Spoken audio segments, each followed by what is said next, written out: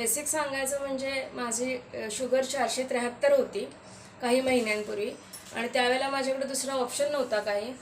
तो ऑप्शन नव्हता त्यामुळे आम्ही ॲलोपॅथी डॉक्टरकडे गेलो, प्रॉपर बॉडी इन्व्हेस्टिगेशन केलं आणि त्यानंतर ठरवलं की ॲलोपॅथीशिवाय पर्याय नव्हता. ॲलोपॅथी चालू केलं आणि चालू करून फार तर 300पर्यंत शुगर माझी कमी आली. त्याच वेळेला ॲलोपॅथी कायमस्वरूपी शरीराला लागू नये म्हणून वेगवेगळ्या कंपन्यांची मी औषधं घेतली, सप्लिमेंट्स घेतले, जवळजवळ 1,00,000-2 लाख रुपयाचे घेतले, पण त्याचा काही परिणाम माझ्यावर झाला नाही, सगळे पैसे फुकट गेले.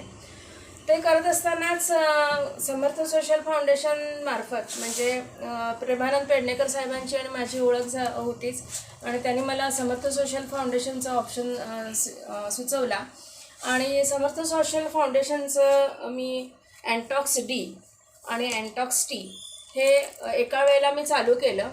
त्याच्यामुळे काय झालं की 1 महिन्याच्या आत माझी शुगर लेवल ही 167वर आली आणि मी नॉन डायबेटिक टोटल झाले आहे.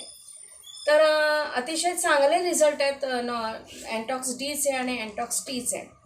तर अँटॉक्स डीमध्ये आपल्याला जे कंटेंट्स आहेत ते आपल्याला रेग्युलर जे शरीरामध्ये जाणं गरजेचं आहे. जे डायबेटीस पेशंट आहेत, डायबेटिक पेशंट जे आहेत त्यांना रोजच्या रोज आपल्याला माहिती आहे की मेथी, कडुनिंब, कारलं, गुळवेल, अश्वगंधा हे रोज शरीरामध्ये जाणं गरजेचं आहे. पण आपण रोज तेवढ्या क्वांटिटीमध्ये घेऊ शकत नाही की जेणेकरून रोज 1-1, 2-2 किलो प्रत्येक वस्तू जेव्हा घ्याल तेव्हा त्यातले ओरिजिनल कंटेंट्स आपल्याला मिळणार असतात, पण तेवढ्या प्रमाणात आपण घेऊ शकत नाही. मग समर्थ सोशल फाउंडेशनने अतिशय छान ऑप्शन आमच्यासाठी काढला की अँटॉक्स डी.